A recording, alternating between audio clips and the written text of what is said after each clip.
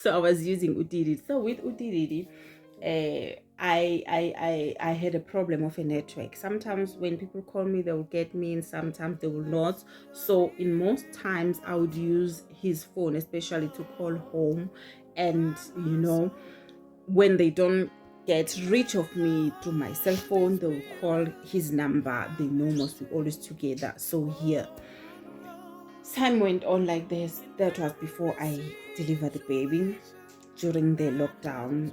Oh, guys, something bad happened, and I still ask myself, questions about that. But anyway, I know I'll never get answers.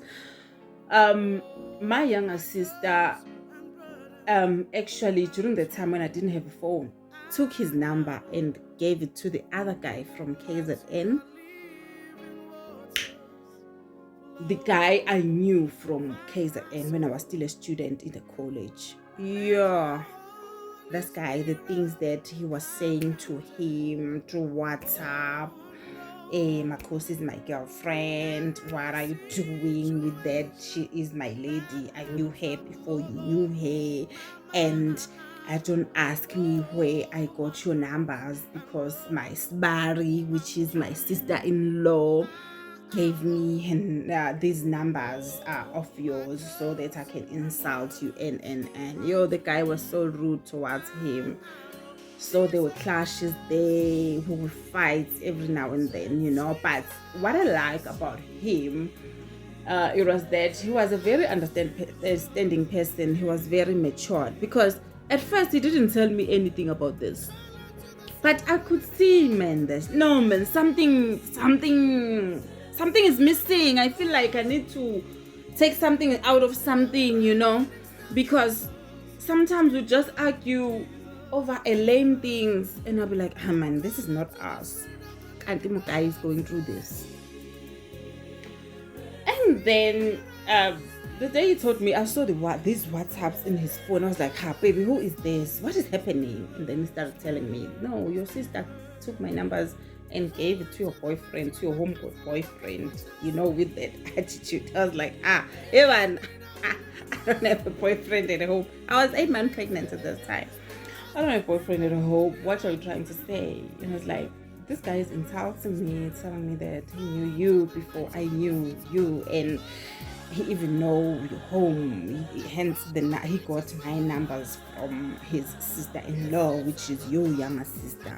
Guys, I phoned my mom. I told my mom what my sister did, and my mom was like, no, she's having a stress because she doesn't find a job. I just leave it like that. I phoned her, asked her, why would you do this? Why you didn't even at least give the guy my number if you wanted to? Why his numbers? It was a lame, conversation. Okay, I left it like that.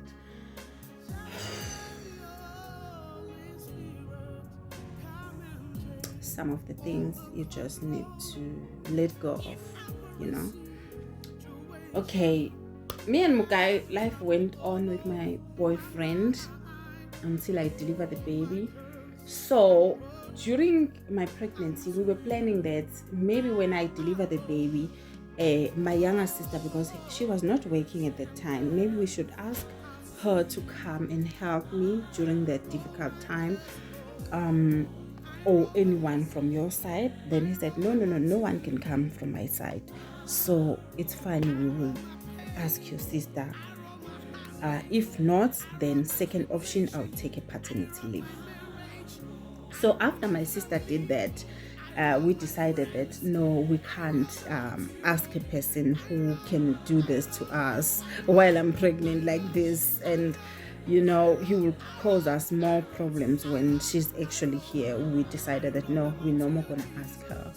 So life continued until I delivered. Then he took a paternity leave. He was there for me. Guys, hence I'm saying I've never met a loving man like that. He was doing everything. The first person who bought the baby is him. He was taking care of my operation because I had a C-section. he would accompany me to the bathroom until I say, I know I can do now on my own. You know, he was that kind of a person. He was so loving. And he loved his kids. Yo, he loved his kids so much. So much. In a way that he even loved my own kids. You know that we had plans about my boys. Hence, we had a house. We were planning that after this COVID things, and when the baby now is matured, because we couldn't get a chance to do all those things while I was pregnant because of COVID. So now we're gonna wait for the baby to be at least 4 to 6 months. Then we can go home and finish our things, lobola and umembeso. And then after that, he was planning that he's gonna build back rooms in our home. He even called, I don't know what you call people from, is it municipality, surveyor or what? Yeah, to see where are the pipes and where we can build something like that. He did that.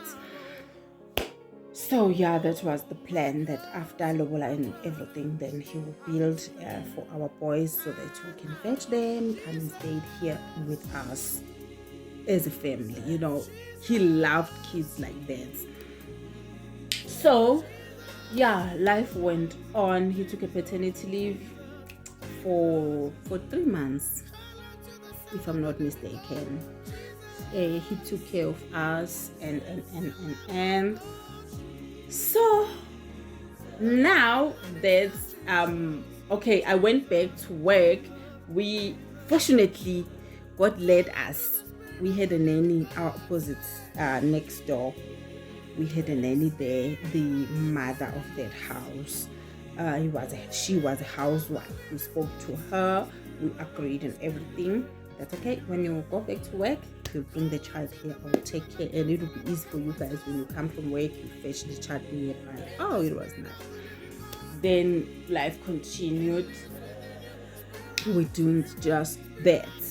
Went back to work, and then we planned now our way home. He told his family that in July 2021, we're going to Durban. That guy was so organized. I'm gonna repeat this. We're going to Durban for the lobolas and members. So we're getting, because we wanna get married in December 2021. Everything was nice and fun and fine. His family actually accepted everything. And then I also phoned home. He spoke to my father. They had to set up a date. Now the baby was grown. She was 8 months. She was even crawling and standing. So we planned for the date, but unfortunately that day didn't come. Because during after those conversations, the incident of stealing a baby happened. I told you in the story of my life. After that, we were banned in the house, so it didn't happen. He passed on. I had to go home for grief. That was June, end of June, until July and August. September or October, I had to go and look for another job. So it ended up like that. Very sad like that. So one thing that I didn't like at home when I went for a grief, remember I told you about my sister giving away his numbers to a man from home. So when I was home grieving, you know guys, the other day my mom said, yeah, now where is your baby's father?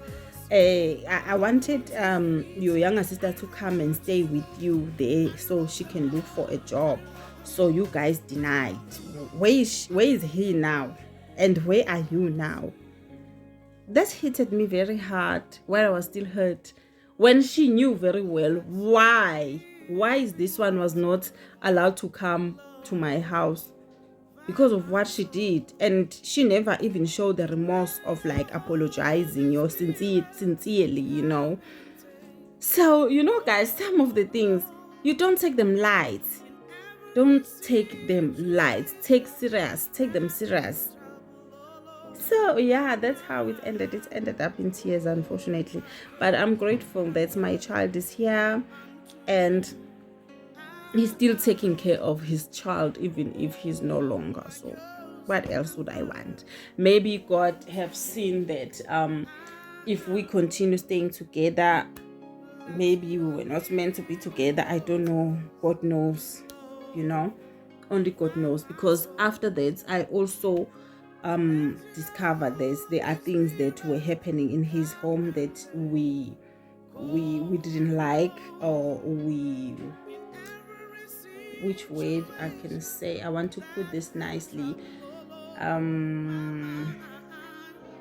There were things that were happening in his home that we didn't like, actually, you know. We didn't even want to be part of which I didn't know that actually even in my home such things were happening. I've discovered after he's passed on.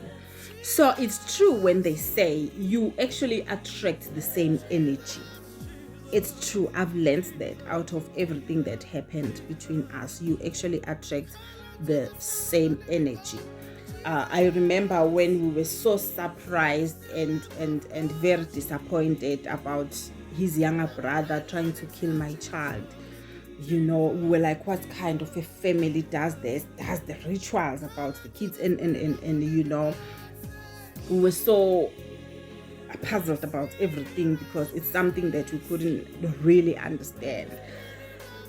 Only to find out that, okay, after his passing, that, you attract the same family. There were things that were happening in his home that were also happening at home, but I was not aware.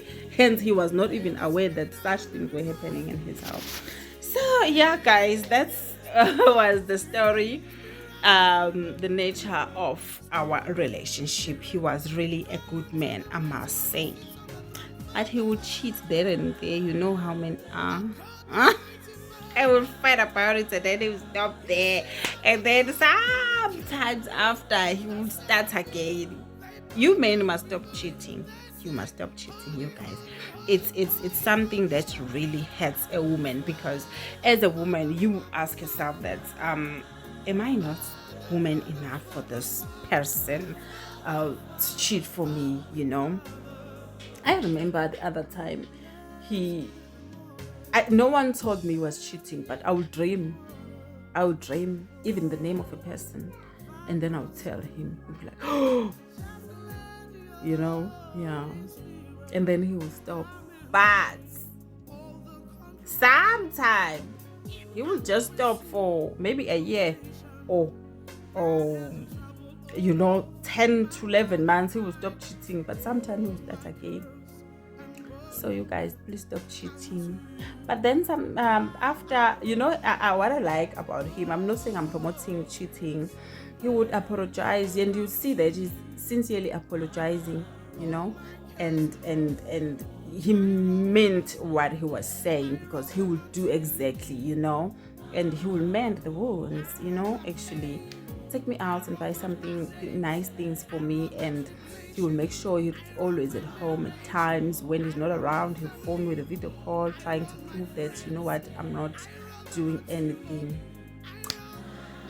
Yeah, hence I'm saying he was not 100%, but actually he was a good man. I'm not gonna take that away from him. He was a good man, he was a good father, hence he's still taking care of his kids even when he is no longer, yeah.